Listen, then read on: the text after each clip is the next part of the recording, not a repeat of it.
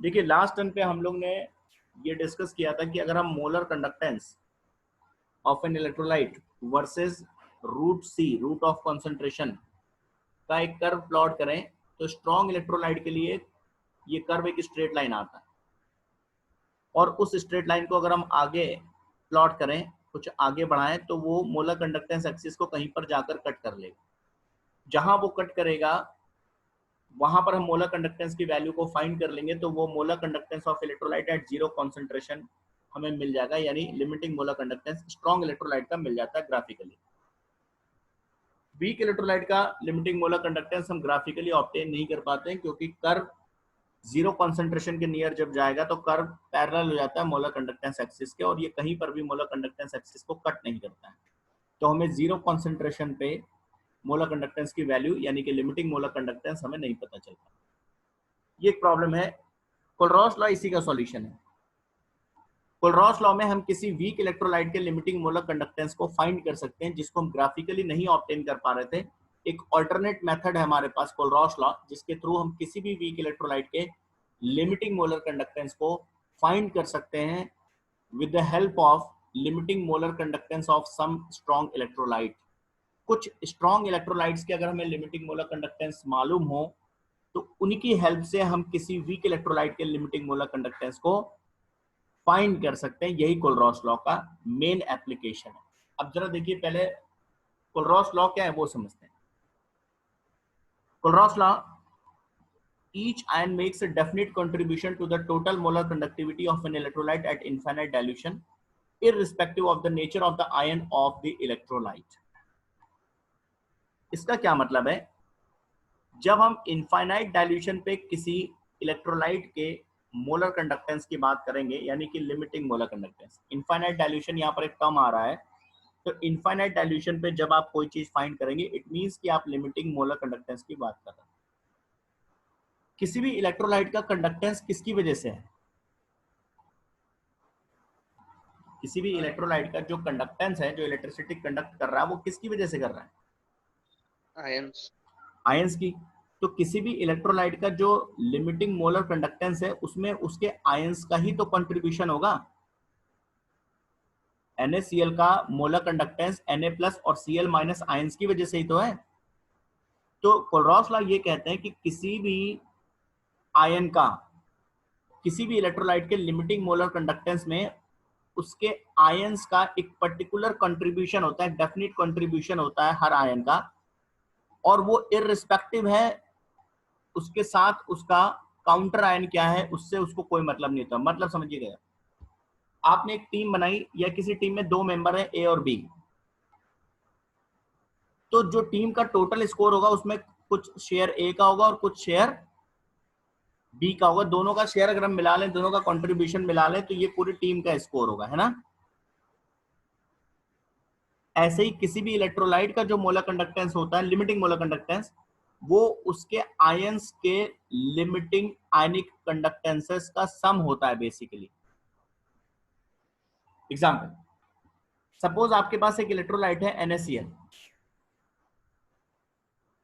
कोलरॉस law के according NaCl के जो आयंस है, यानी Na+ और Cl-, इनका अपना एक डेफिनिट, अपना एक फिक्स मोलर कंडक्टेंस होगा।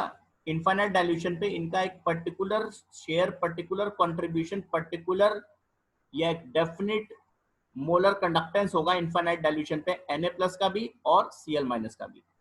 जैसे मान लीजिए Na+ का इस आयन का अपना जो लिमिटिंग मोलर कंडक्टेंस है वो है X इनफाइनाइट डाइल्यूशन पे, और Cl- इस पर्टिकुलर इस आयन का अपना जो कंट्रीब्यूशन है लिमिटिंग मोलर कंडक्टेंस में एट इनफाइनाइट डाइल्यूशन, वो है Y। तो NaCl का टोटल जो लिमिटिंग मोलर कंडक्टेंस होगा एट इनफाइनाइट डाइल्यूशन, वो हो जाएगा X+Y। वो उसके आयंस के लिमिटिंग आयनिक कंडक्टेंस का या उसके आयंस के कंट्रीब्यूशन का सम होगा बेसिकली। ठीक है। और एक बात, यहां पर क्या लिखा हुआ? Each ion makes a definite contribution to the total molar conductivity of an electrolyte at infinite dilution. किसी भी इलेक्ट्रोलाइट के टोटल मोलर कंडक्टेंस में उसके सभी आयंस का एक डेफिनेट कंट्रीब्यूशन होगा। And irrespective of the nature of the other ion of the electrolyte. इस लाइन का क्या मतलब? ये जो Na+ आयन है इनफाइनाइट डाइल्यूशन पे इसका या इसका लिमिटिंग आयनिक कंडक्टेंस मान लीजिए x है, तो ये ऑलवेज x रहेगा irrespective of the nature of other ion, कि इसके साथ Cl- है या इसके साथ Br- है या इसके साथ I- है, इससे इसके कंट्रीब्यूशन पे कोई फर्क नहीं पड़ेगा। इनफाइनाइट डाइल्यूशन की बात कर रहे हैं, limiting molar conductance of Na+ की बात कर रहे हैं।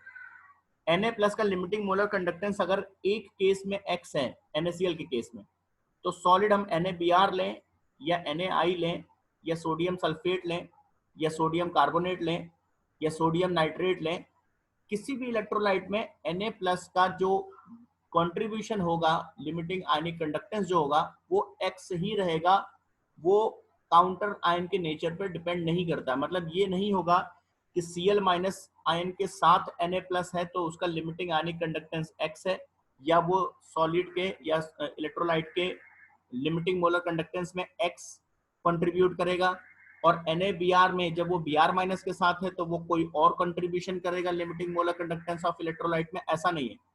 अगर Na+ आयन का कंट्रीब्यूशन लिमिटिंग मोलर कंडक्टेंस के लिए x है, तो ये ऑलवेज x रहेगा, चाहे वो NaCl के अंदर अपना कंट्रीब्यूशन दे रहा हो, चाहे वो NaBr के अंदर अपना कंट्रीब्यूशन दे रहा हो, चाहे वो NaI के अंदर Na+ अपना कंट्रीब्यूशन दे रहा हो, चाहे वो Na2SO4 के अंदर अपना कंट्रीब्यूशन दे रहा हो। बात समझ में आई?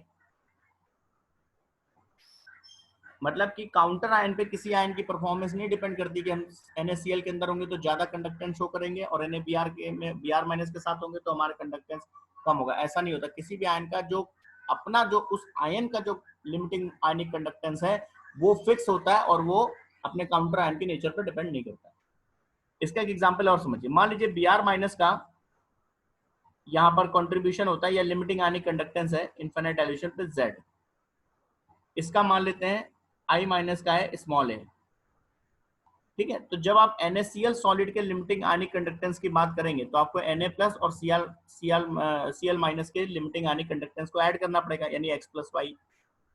अगर कोई कहे कि NaBr का लिमिटिंग आयनिक कंडक्टेंस बताइए, तो इसके आयंस के डेफिनेट कंट्रीब्यूशंस को आपको ऐड करना पड़ेगा और इनका जो कंट्रीब्यूशन है वो फिक्स रहेगा, वो डिपेंड नहीं करेगा कि काउंटर आयन क्या है। तो Na+ अभी भी x का ही रोल प्ले करेगा या x ही कंट्रीब्यूट करेगा टोटल आयनिक कंडक्टेंस में। बस दूसरा कंट्रीब्यूशन आपको किसका लेना है? Br- का लेना है। Br- मान लीजिए Z है, तो x+Z हो जाएगा लिमिटिंग आयनिक कंडक्टेंस NaBr का। ऐसे कोई कहता है कि NaI इलेक्ट्रोलाइट का लिमिटिंग मोलर कंडक्टेंस बताइए, तो Na+ का limiting ionic conductance plus I- का लिमिटिंग आयनिक कंडक्टेंस यानी x+A हो जाएगा। बात समझ में आई?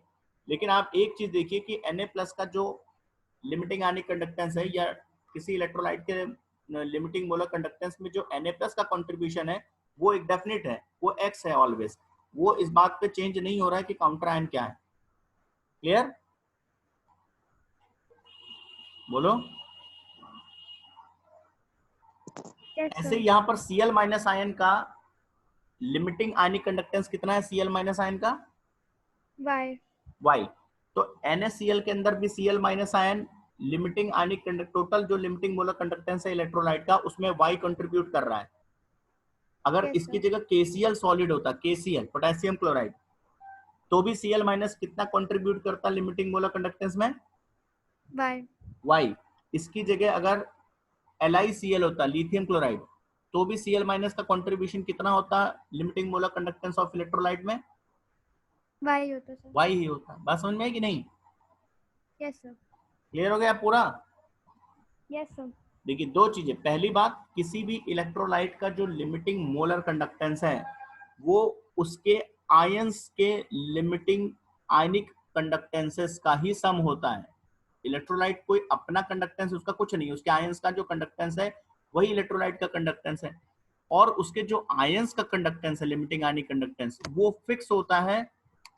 हर आयन का अपना एक डेफिनिट लिमिटिंग आयनिक कंडक्टेंस होता है और वो काउंटर आयन के चेंज होने पे चेंज नहीं होता है। क्लियर? Yes sir. इस आयन का जो लिमिटिंग आयनिक कंडक्टेंस हुआ इसको हम लोग कहते हैं लिमिटिंग या मोलर आयनिक कंडक्टिविटी। ठीक है, लिमिटिंग आयनिक कंडक्टिविटी, दो टर्म हम यहाँ पर यूज कर रहे हैं। पहला लिमिटिंग मोलर कंडक्टेंस, दूसरा लिमिटिंग आयनिक कंडक्टेंस। पहला जो टर्म है लिमिटिंग मोलर कंडक्टेंस, वो पूरे इलेक्ट्रोलाइट के लिए यूज होता है टर्म, जैसे NaCl के लिए, KCl के लिए, Na2SO4 के लिए। लिमिटिंग आयनिक कंडक्टेंस जो टर्म है वो एक पर्टिकुलर आयन का लिमिटिंग कंडक्टेंस है कि Na+ का अपना लिमिटिंग, यानी Na+ की अपनी कैपेसिटी मैक्सिमम क्या है, कितनी कंडक्शन की है। तो जब किसी आयन के मैक्सिमम कंडक्टेंस की बात करेंगे तो उसको कहते हैं लिमिटिंग आयनिक कंडक्टेंस। जब किसी इलेक्ट्रोलाइट के टोटल कंडक्टेंस की बात करेंगे, मैक्सिमम कंडक्टेंस की, तो उसको कहते हैं limiting molar conductance. Clear? Yes, sir. और जो लिमिटिंग आयनिक कंडक्टेंस है, किसी आयन का जो लिमिटिंग कंडक्टेंस है उसको डिनोट करते हैं हम लोग लैम्डा से, लैम्डा नॉट से। और किसी इलेक्ट्रोलाइट का जो लिमिटिंग मोलर कंडक्टेंस है उसको डेल्टा नॉट से। ये दोनों सिंबल में अंतर है। ठीक है? Yes.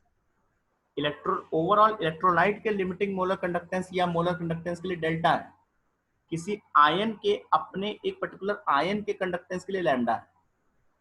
ठीक है? Yes, sir. तो यहाँ पर देखिए लिखा हुआ ionic conductor and it is denoted by, तो यहाँ पर आप लैम्डा कर लेंगे नोट्स में अपने।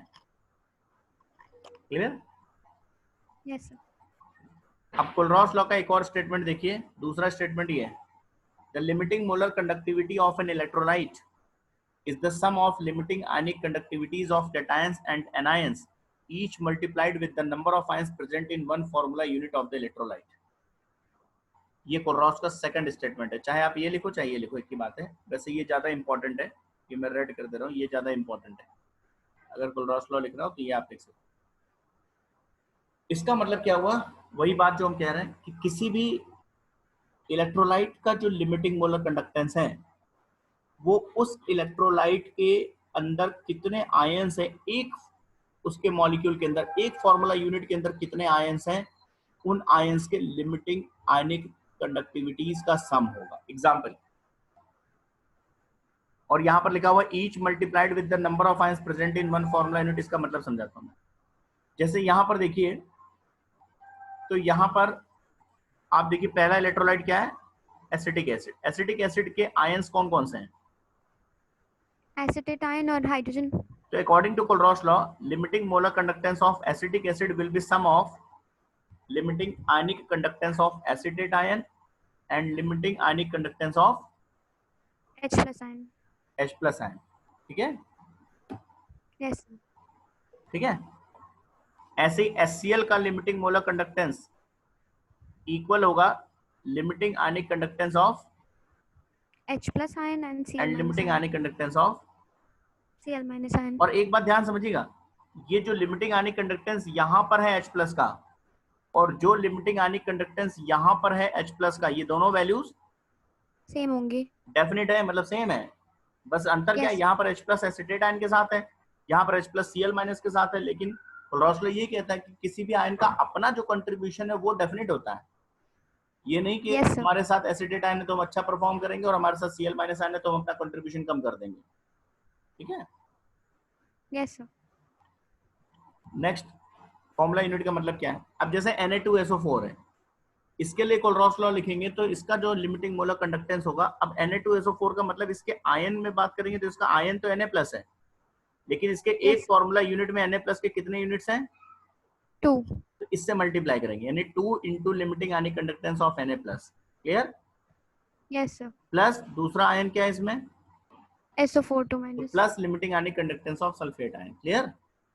Yes, sir. ऐसे ही limiting molar conductance of Al2SO4 whole thrice. इसके आयंस तो हैं Al3 प्लस, लेकिन Yes, उसके sir. लिमिटिंग आयनिक कंडक्टेंस को उसके फॉर्मूला यूनिट में Twice. जितने आयंस उसके प्रेजेंट है उससे मल्टीप्लाई करना पड़ेगा, यानी 2 into limiting ionic conductance of Al3 plus, plus इसमें दूसरा आयन आपके पास है सल्फेट आयन, जिसका कितना नंबर है, 3. तो 3 into limiting ionic conductance of sulphate ion. इस तरह से आप इक्वेशन को लिखेंगे। Yes, sir. नहीं बात?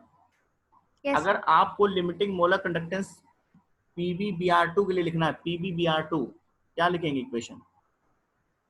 Sir, limiting ionic conductance of Pb2 plus limiting molar plus conductance of Pb plus. PbBr2 is equal to limiting ionic conductance of Pb plus Pb2 plus plus, twice of, so Pb Br2 है ना, हाँ तो Pb पे charge +2 का होगा ना, Pb2 plus limiting ionic conductance of Br minus limiting ionic conductance of Br twice minus. of yes, Br. क्योंकि PbBr2 formula unit देखिए, ठीक है। Yes sir. Limiting molar conductance of Na3PO4, equation क्या लिखेंगे?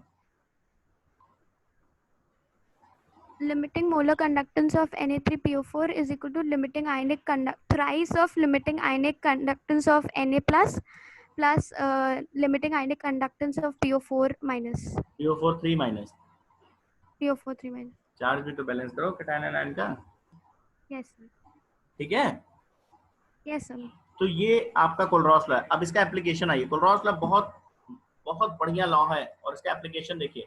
सबसे बड़ी कि हमारे जो वीक इलेक्ट्रोलाइट थे जिसका लिमिटिंग मोलर कंडक्टेंस हम अभी तक नहीं फाइंड कर पा रहे थे ग्राफ से, वो प्रॉब्लम हमारी खत्म हो गई। कैसे, जरा समझते हैं। एक एग्जांपल के थ्रू यहाँ समझिए, आपको जल्दी समझ में आ जाएगा। जैसे यहाँ पर देखिए, मान लीजिए हमसे किसी ने कहा कि भाई एसिटिक एसिड का लिमिटिंग मोलर कंडक्टेंस फाइंड करो। ग्राफिकली तो ये पॉसिबल नहीं था क्योंकि एसिटिक एसिड एक वीक इलेक्ट्रोलाइट है। अगर हम graphically molar conductance versus root C का कर्व प्लॉट करते तो ये कर्व कहीं पर भी मोलर कंडक्टेंस एक्सिस को कट नहीं करेगा, हमें कहीं पर भी जीरो कंसंट्रेशन पे मोलर कंडक्टेंस की वैल्यू यानी कि लिमिटिंग मोलर कंडक्टेंस नहीं मिल पाएगा। प्रॉब्लम थी। Yes sir. कोलरॉस लॉ के अकॉर्डिंग अगर हम limiting molar conductance of acetic acid को लिखें तो हम क्या लिखेंगे? Limiting ionic conductance of acetate ion plus limiting ionic conductance of H+ ion. Clear है ये? Yes sir. अब हमने इसी इक्वेशन में क्या किया, Na+ के लिमिटिंग आयनिक कंडक्टेंस को ऐड किया, Cl- आयन के लिमिटिंग कंडक्टेंस को ऐड किया और इन्हीं दोनों के लिमिटिंग आयनिक कंडक्टेंस को माइनस भी कर लिया। ठीक है Yes ना? sir. ये जो दो टर्म थे इसमें हमने ऐड किया limiting ionic conductance of Na+, ये term plus limiting ionic conductance of Cl-, ये ऐड किए और यही माइनस कर लिए, minus limiting ionic conductance of Na+ minus limiting ionic conductance of Cl-। तो इक्वेशन में कोई फर्क पड़ा नहीं। No sir. ठीक है, अब जरा समझिए। अब कोलरॉस लॉ के अकॉर्डिंग ये किसका लिमिटिंग मोलर कंडक्टेंस है? Sodium acetate. तो इसको हम लिख सकते हैं लैम्डा हटा के delta, limiting molar conductance of sodium acetate H+ Yes और sir. Cl- के जो लिमिटिंग आयनिक कंडक्टेंस है उसको क्या लिख सकते हैं? HCl का molar conductance. ठीक है ना, HCl का लिमिटिंग मोलर कंडक्टेंस, और इधर माइनस कॉमन ले लें तो lambda of Na+ plus lambda of Cl- मिलेगा।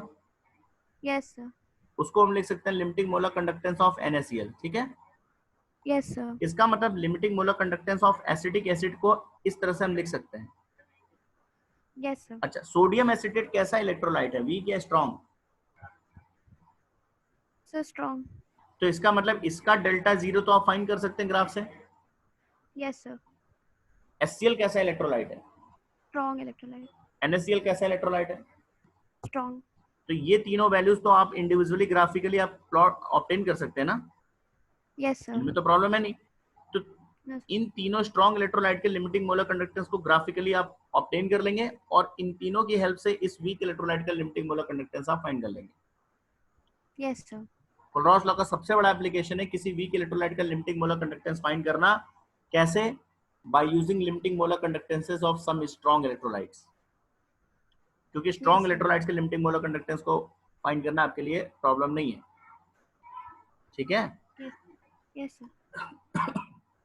करना क्या आपको, आपको बस ये समझना है कि उस वीक इलेक्ट्रोलाइट के लिमिटिंग मोलर कंडक्टेंस को कैसे हम कुछ नॉन स्ट्रॉन्ग इलेक्ट्रोलाइट के लिमिटिंग मोलर कंडक्टेंसेस के टर्म्स में लिखें। एग्जांपल समझिए जरा, जैसे हमें NH4OH का लिमिटिंग मोलर कंडक्टेंस फाइंड करना है, NH4OH is a weak electrolyte,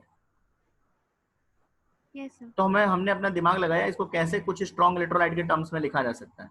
तो हमने यहाँ से लिखा limiting molar conductance of NH4Cl। देखिए NH4 आयन तो हमें चाहिए ही था, एक्स्ट्रा हमारे पास क्या आ रहा है, Cl minus ion. ऐसे OH- इसमें है ही है, तो हमने एक ऐसा स्ट्रॉन्ग इलेक्ट्रोलाइट ले लिया जिसमें OH- हो और वो स्ट्रॉन्ग Yes. भी हो। Limiting molar conductance of NaOH, इसमें ये एक्स्ट्रा है। Yes sir. ठीक है, तो इसका मतलब इसी इलेक्ट्रोलाइट के लिमिटिंग मोलर कंडक्टेंस को हमने माइनस कर दिया। इक्वेशन बनाना बहुत आसान है, Yes sir. लेकिन एग्जाम में आप वही इक्वेशन बनाओगे जिसका डेटा दिया होगा। मान लो एग्जाम में आपको डेटा KCl के लिए दिया हुआ है और KOH दिया हुआ है, तो आप KOH और KCl यूज करोगे, न कि वहां पर NaOH और NaCl यूज करोगे।